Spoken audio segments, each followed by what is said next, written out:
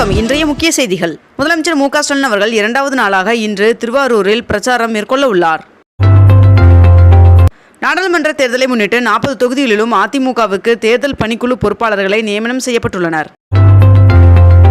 பூட்டான் நாட்டின் அதிநவீன தாய்சேய் நல மருத்துவமனையை திறந்து வைத்தார் பிரதமர் நரேந்திர மோடி அவர்கள்.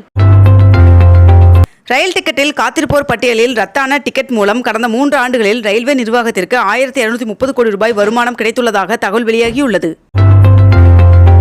உயர்கல்வித்துறை அமைச்சராக மீண்டும் பொன்முடி அவர்கள் பதவியேற்றுக் கொண்டார். அவருக்கு ஆளுநர் RN ரவி அவர்கள் பதவி பிரமாணம் செய்து வைத்துள்ளார். ஈரோடு மாவட்டம் பண்ணாரி அம்மன் கோவில் திருவிழாவை முன்னிட்டு வருகின்ற மார்ச் 26ஆம் தேதி ஈரோடு மாவட்டத்திற்கு உள்ளூர் விடுமுறை அறிவிக்கப்பட்டுள்ளது.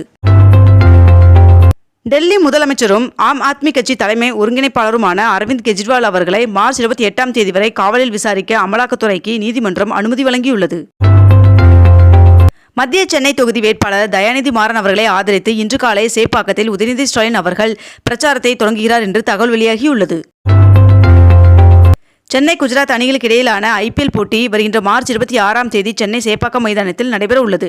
இந்த போட்டிற்கான டிக்கெட் விற்பனை இன்று தொடங்க உள்ளதாக தகவல் வெளியாகியுள்ளது. பங்குனி உத்தர திருவிழாவை ஒட்டி பழனிக்கு இன்று முதல் சிறப்பு பேருந்துகள் இயக்கப்பட உள்ளதாக தெரிவிக்கப்பட்டுள்ளது.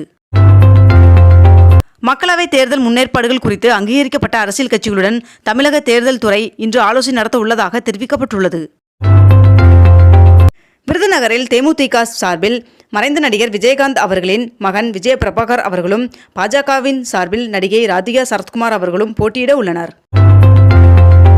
நாம் தமிழர் கட்சியின் சார்பாக தேர்தலில் போட்டியிட உள்ள 40 வேட்பாளர்களை ஒரே மேடையில் அறிமுகப்படுத்தும் பொதுக்கூட்டம் சென்னையில் இன்று நடைபெற உள்ளதாக தெரிவிக்கப்பட்டுள்ளது. தூத்துக்குடி மாவட்டத்தில் உள்ள 6 பேரவை தொகுதிகளிலும் மக்களவைத் தேர்தல் பணியாளர்களுக்கான பயிற்சி வகுப்பு இன்று நடைபெற உள்ளதாக தெரிவிக்கப்பட்டுள்ளது.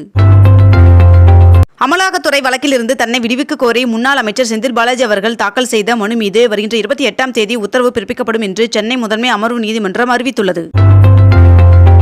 இன்று முதல் வருகின்ற 27ஆம் தேதி வரை தமிழகம், புதுவை மற்றும் காரைக்கால் பகுதிகளில் வறண்ட வானிலை நிலவக்கூடும் என்று தெரிவிக்கப்பட்டுள்ளது. நாம் தமிழர் கட்சிக்கு மைக் சின்னத்தை ஒதுக்கீடு செய்து தேர்தல் ஆணையம் அறிவிப்பை வெளியிட்டுள்ளது.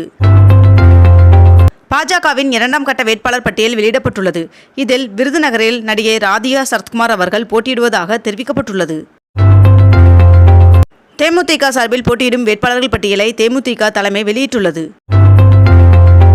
மக்களவைத் தேர்தலுக்கான அதிமுக தேர்தல் அறிக்கையை அக்கட்சியின் பொதுச் செயலாளர் எடப்பாடி பழனிசாமி அவர்கள் வெளியிட்டுள்ளார். மேலும் இத்தேர்தல் அறிக்கையில் மகளிர் உரிமை தொகையாக மாதம் 3000 ரூபாய் வழங்கப்படும் என்றும் தெரிவிக்கப்பட்டுள்ளது.